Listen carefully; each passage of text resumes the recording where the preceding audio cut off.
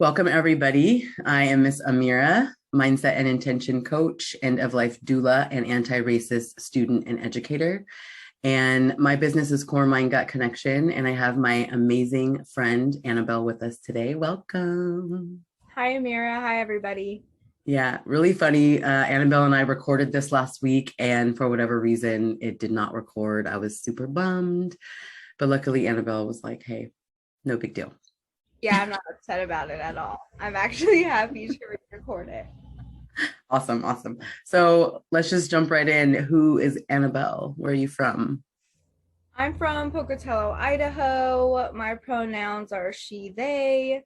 Um, I lived in Pocatello which is in Southeast Idaho, for the first 19 years of my life. And then in 2018, I moved to Salem. I moved because Idaho is horrifically bigoted, and I had pretty severe mental health issues and some substance use issues, and I just really struggled to maintain any sort of recovery or regimen around like healing trauma. And I had some family out here and some friends, and we just needed to get out of there. So we just packed up my little Chevy Malibu and drove 12 hours here. Wow. Nice, nice. So that leads me into Black Joy, Oregon. We are both part of an organization here based in Salem called Black Joy.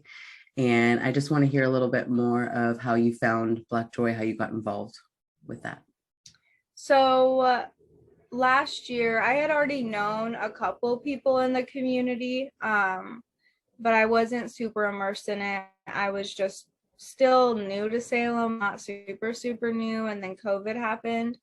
And so there was some gathering at one point, and the founder of Black Joy spoke, and I instantly was just like, I knew that what she was saying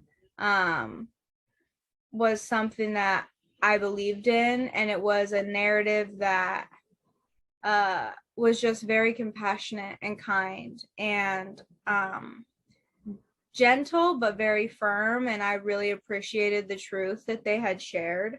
Mm-hmm. And so I kind of just watched in the background because I was very aware of my whiteness at that point, and I just knew that I needed to continue doing work internally. I was also really sick.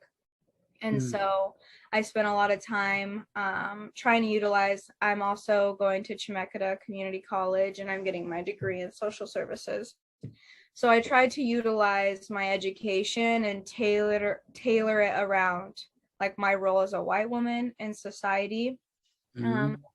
And then I just like fell in love with everyone in Black Joy. I just watched everybody, and I just was like, wow, these people are so amazing. And the mutual aid work that I saw getting done. And that's kind of how I got in.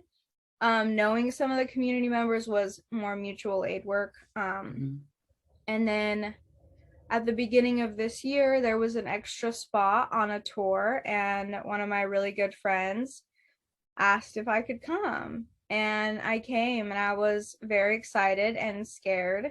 And then they asked me to come back the next time. And so for like a month and a half, I think they just kind of felt out how I fit. And I think people started to love me as much as I had already loved them. And so I was like, yeah, whatever you want, I'm here. I'm happy to be here. Mm-hmm. Member or not, I'm just glad to be here. So that's just kind of how I got involved. Yeah. When I first met you, I had just joined Black Joy, and I thought you were already a member of Black Joy because that's how you were already linked to the group. And then like a week later, they were like, hey, I think we should vote in Annabelle. And I was like, hell yeah.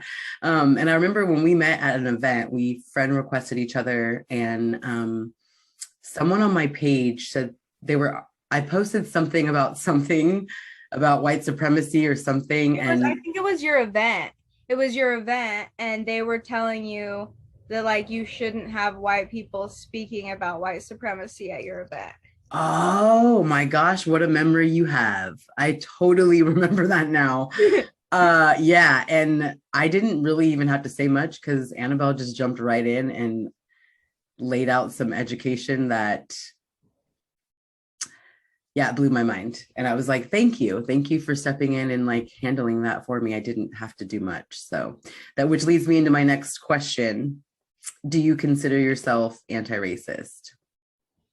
I do just want to say, when I met you, I had already like met you through like word of mouth. Like people loved you so much already. Mm. And so I was very excited and happy to be friends with you on Facebook. I was really, really excited. I'm so grateful for the friendship we've developed. But I do Yes. consider myself anti-racist. I'm not perfect at it. I'm unlearning a lot of things and relearning things through a culturally competent lens. And the reason why I do feel like I'm anti-racist is I purposefully choose to point out, whether it's internally or externally, Mm-hmm. where white supremacy exists, and where we are horribly lacking as a society, and acknowledging the disproportional effects that happen to people that aren't white. Mm-hmm. And I spent a lot of time talking about it, talking about white supremacy in my own personal therapy. And so I think that being anti-racist will probably look different for different people, but for me, Mm-hmm. it definitely means consistently checking my biases, sitting with myself when I'm uncomfortable, even when it's really uncomfortable, Mm-hmm. and accepting the fact that like I'm gonna have to keep showing up, and that it's a privilege for me to be uncomfortable because I don't want people to not like me and I don't want to hurt people's feelings. And so I really try to focus on the bigger picture when it comes to like equity and justice and anti-racist work. Mm-hmm. Mm-hmm. Yeah, I'm a new anti-racist student this last year, and I've been trying to kind of do an elevator speech to people, like to kind of explain. And to me, when I'm having conversations with people, I try to explain that being anti-racist to me means not causing any harm to marginalized people. And when you recognize that you do cause harm, you deal with it in a way where you're not loathing and shame and running away from it. You're actually sitting in it, and you're actually apologizing to the human if you can. Mm-hmm. So why do you think that shame plays such a role in anti-racism or in this work? I think, I mean, I can't really speak for other regions of the world. I mean, we can through some context, but I think specifically in this country, shame is just such a like a utilized weapon of control, through religion or through whatever, you know, even if you're not part of an organized religion, it's just like very prominent. I think, at least it was for me and a lot of the people that I grew up with. Mm-hmm. And so I think that when we stay in shame, um, it's hard for us to like liberate ourselves, like liberate our minds and elevate above this like very base level of consciousness of just like beating the shit out of ourselves and never getting to another point. Mm-hmm. I also think that uh we weaponize shame, and we might not even know that it's happening. So I think what happens is we cause harm, or we hear things about how white people could be racist, and like what white privilege is. And there's just this connotation. I like will talk to my mom and my aunts about what it was like when they were my age and younger, and they just share the fact that people just didn't talk about race, Mm-hmm. um, and that like people didn't use, like they didn't say black people, like this was just not something that they talked about, Mm-hmm. um, and And so I think because there wasn't as much conversation and like people were just trying to brush past all this trauma that has been caused systemically, um, it's now manifested into this like you have a moral failing, like to the core of you, something's wrong with you. And when that's the case, we don't get to move forward from that. Like if we're just bad, then there's really no solution, and we don't actually have to take accountability ever. We really can just chalk it up to the fact that like, well, I'm just a shit person, and that's just what it is. And so I don't know if people always recognize that. I know when I realized that I utilize shame to, it was safer. Like it was safer for me to not have to grow and to push myself forward, because it was a very like start and finish. I messed up and I'm just shit. So I'm just gonna stay here. And so I think that that's I think that that's where a lot of shame comes into play. And I think that can be applied across a multitude of things that you experience. Yeah. I want to talk a little bit about your upbringing a little bit more, if that's okay. You were raised in church, and I think that also plays a role in your anti-racism and white supremacy, and how you are the way you are. If you wouldn't mind sharing a little bit about your upbringing. Yeah. So basically, I was nannied by my pastor's wife for the first 9 years of my life. So I was there every day after school. And then like every day during the summer, I had a single mom. And so she like found this church, and she had grown up in a super Pentecostal church. And like a horrific, a lot of trauma happened through that experience. And so they found this church that's just like this non-denominational church. And like their like catchphrase or whatever was where real life and Jesus meet. And they had like this, I know, they had like this rock band basically, and like vamped up all of these worship songs, and just really like pulled people in with this allure of like a relationship with a creator that is all loving and all encompassing and prepared to meet you wherever you're at. And like as you're starting to trust this process, then you're very much gaslit, and you're seeing where this love and connection is very conditional based on what you do. But I grew up in a charter school, and it was a very unique charter school. It was adventure-based learning, and it was really rooted in diversity and inclusion, and emphasizing all of our differences, and really showing everyone, each student's individual assets, and teaching us to think critically. So I read the Bible and I read more than what they would just feed me. So something didn't make sense. And then, the pastor's son, he was the youth pastor, and these are both white men that live in Pocatello, Idaho. And they were extremely abusive to me and the other youth students and the other people that went to the church. They don't see it that way whatsoever. Even though I can't even tell you countless people that I grew up with and their parents have been very traumatized and have left. So like there's that environment, and then I'm in this charter school, and Idaho is just a hub for like the KKK. There's neo-Nazis, white supremacists. It's really bad. And it's really scary. People are really dangerous there. Not that they're not other places, but I was in such a bubble in that space. Right. And so I was just really it was very confusing for me. Because I'm in this school where I'm being taught the truth. I mean, a limited truth for being 6 and 7 and 8, and now being 22.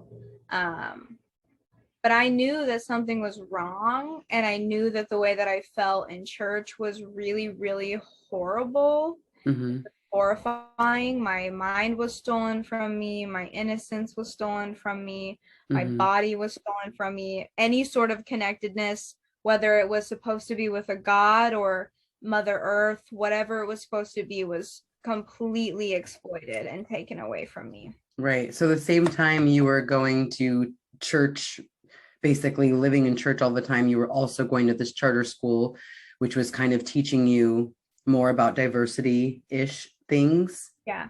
Okay. And so the And parallel, yeah. a lot of the youth students that went to the church also went to my charter school. And so we were all kind of like, what the fuck's going on?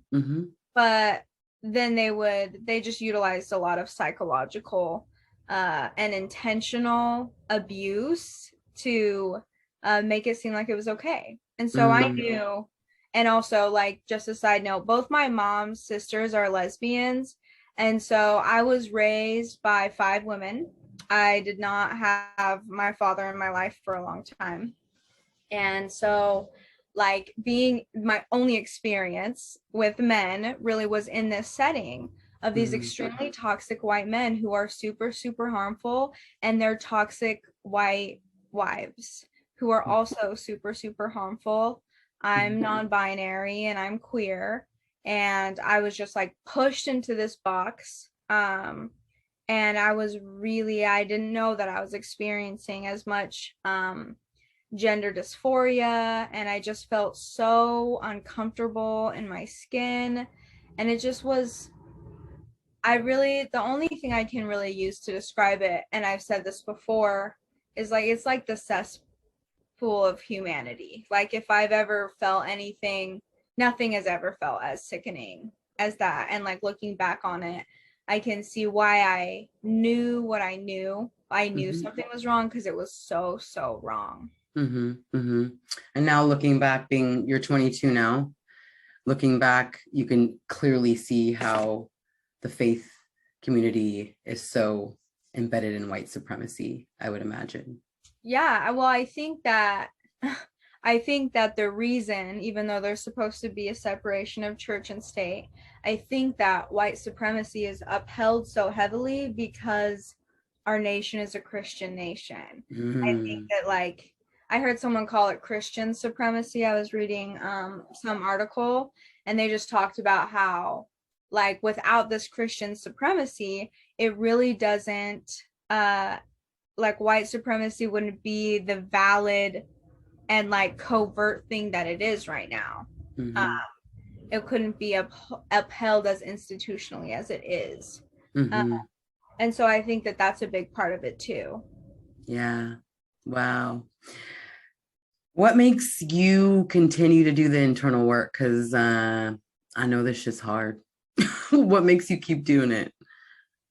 It is hard. And sometimes I don't know. You know, I'm not going to lie, like, there are days where I wake up and I forget everything that matters.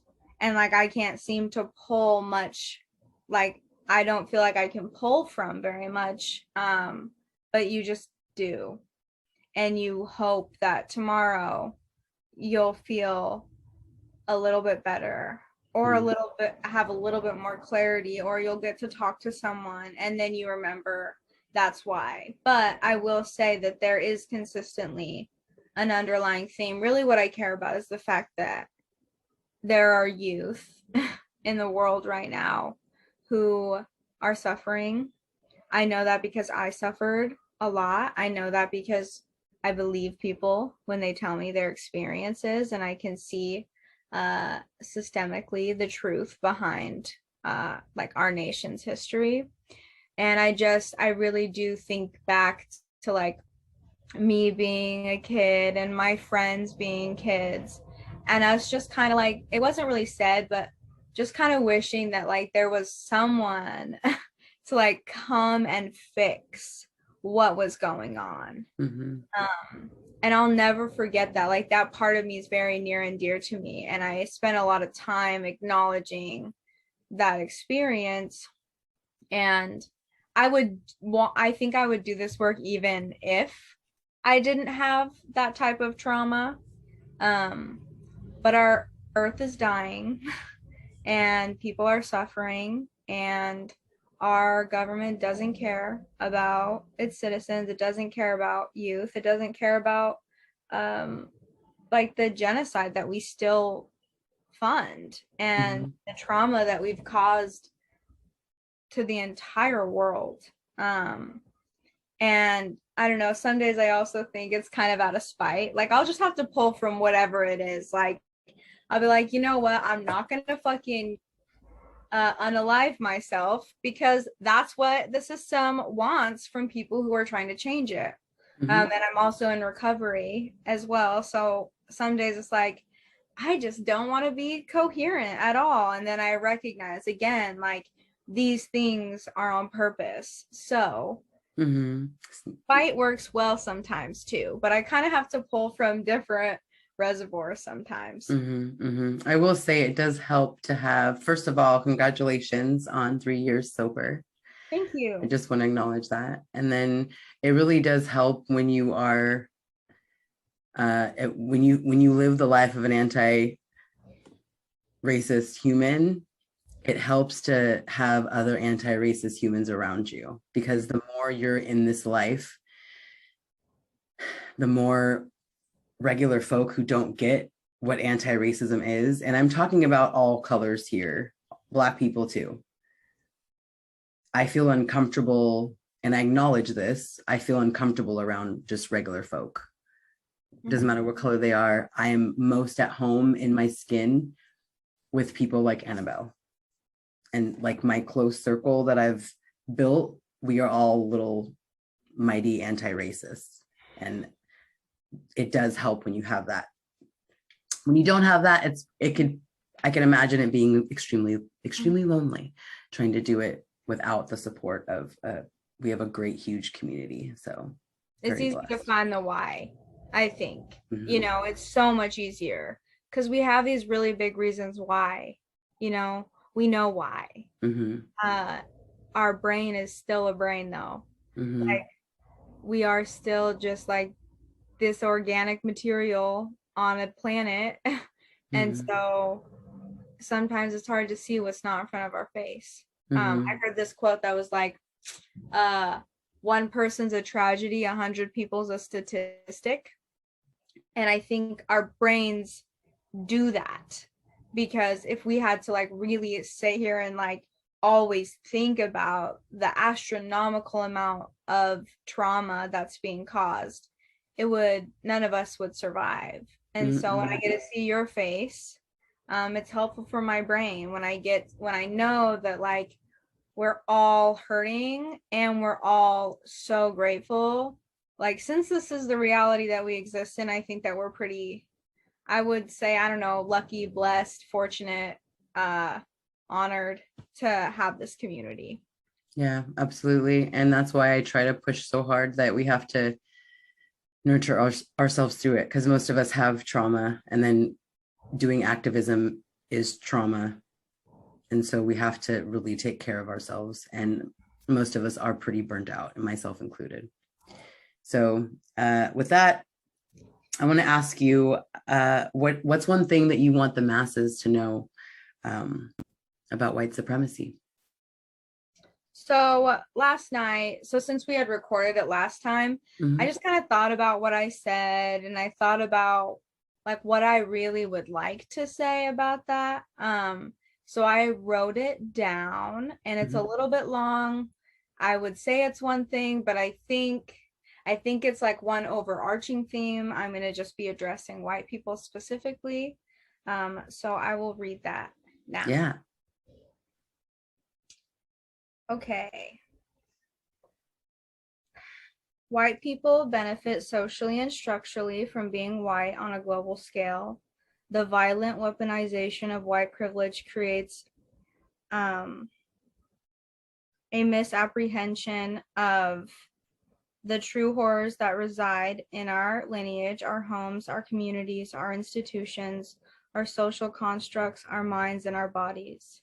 The trauma of white supremacy deeply wounds our psychological and physiological development.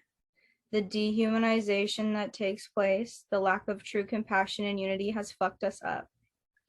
I'm speaking to the white people who will see this, who know me, who don't know me, my family and my friends.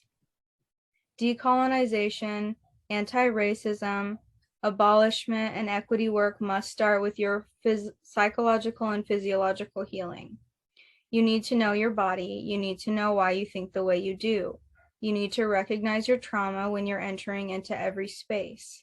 You need to know that you are carrying your entire life into these spaces. I have been privileged enough to find a therapist who looks like me, who hurt like me, who fought through similar traumas as me. I know that access to adequate health care is one of the largest failings of our society. And if you really intend on doing this work, you do have to start with your nervous system's trauma response. You need to know your attachment styles. You need to get comfortable with yourself. You will have to sit with every part of yourself. You will have to grow the depth of your acceptance and willingness to work with yourself as you continue this journey. This work will bring out the painful reality in which we live, in which we have repressed. You will have to develop a deep sense of self-compassion and gentle accountability. Shame doesn't work here. This work will take everything you've got, and when you feel like there's no more to give, you have to find it somewhere, because that is what love does. It is our privilege to do this work. It is our sacred privilege to share space with the humans that have been harmed by our whiteness, personally and collectively. It is our privilege to wake up and choose to do this work. I want to emphasize that we have the privilege of choice. I am aware that it is difficult, confusing, and painful to have conversations with other white people. It is our job to have those conversations. It is our job to stay present in the conversations that create that pit in our stomach. It is our job to bring others along on this journey. Some will not be willing to change, and some may be dangerous or violent. I'm not talking about those encounters. I'm talking about the opportunities we miss because we don't want to be more uncomfortable. The relationships we cherish that have become more estranged as we awaken to the truth. The deep and vulnerable conversations that make us crawl in our skin. The moments where we can see no solution. We have to fight to find one. We will fuck up, and we need to accept that in our core. We will hurt people. We need to move through that reality. We will need to show up when that happens. We need to believe people when they share their experiences with racism, bigotry, white supremacy, and injustice. We need to trust that we will never know more about racism than a person who interpersonally and systemically experiences it. You need to know that you are worth this work. You need to know that the communities and individuals experiencing violence at the hands of white supremacy are worth this work. You need to believe in the sacredness of life and that what you do matters. Oh man. So at least I cry pretty today. You do. That was beautiful. And as you were reading it, it was almost like a memory log of last year when I woke up for the first time and all the white people that I lost. God.